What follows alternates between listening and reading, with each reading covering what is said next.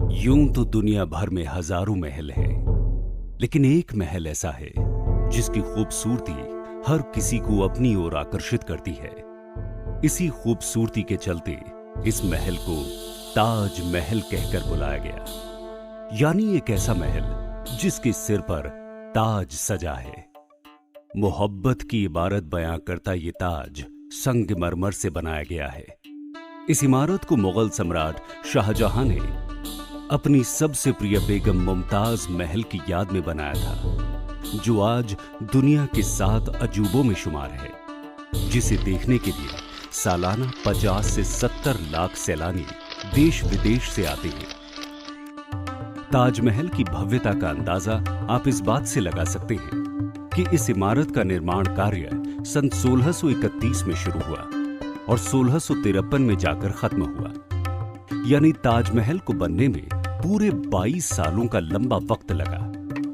इतना ही नहीं, इस इमारत को बनाने में तकरीबन 22,000 मजदूरों ने दिन रात काम किया। अगर आप इतिहास पर गौर करें तो पता चलता है कि शाहजहां सम्राट होने के साथ ही वास्तुकला की भी अच्छी समझ रखते थे। नतीजतन ताजमहल की नींव रखने से पहले यमुना के जल स्तर से नीचे गहरे गड्ढे खोदे गए। इन गड्ढों को पत्थरों और गारा से भरा गया।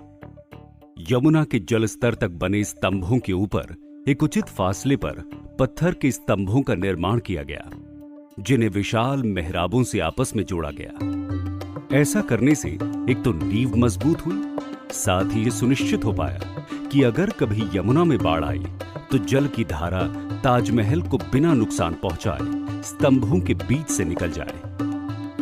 इतना ही नहीं, इमारत की मीनारों को ध्यान से देखने पर पता चलता है कि ये मीनारें मुख्य मकबरे से बाहर की ओर झुकी हुई हैं। मीनारों का ये झुकाव इसलिए दिया गया कि भारी भूकंप आने पर भी ये मीनारें मुख्य मकबरे पर ना गिरे। मोहब्बत की इस अजीम और शान इमारत को आपने भी एक बार तो करीब से जरूर देखा होगा, लेकिन ताजमहल एक ऐसी इमारत है जिसे एक बार देखने से मन नहीं भरता। जो यहां एक बार आया वो बार बार यहां आना चाहता है। तो आइए एक बार फिर ताजमहल के अप्रतिम सौंदर्य को निहारने चलें।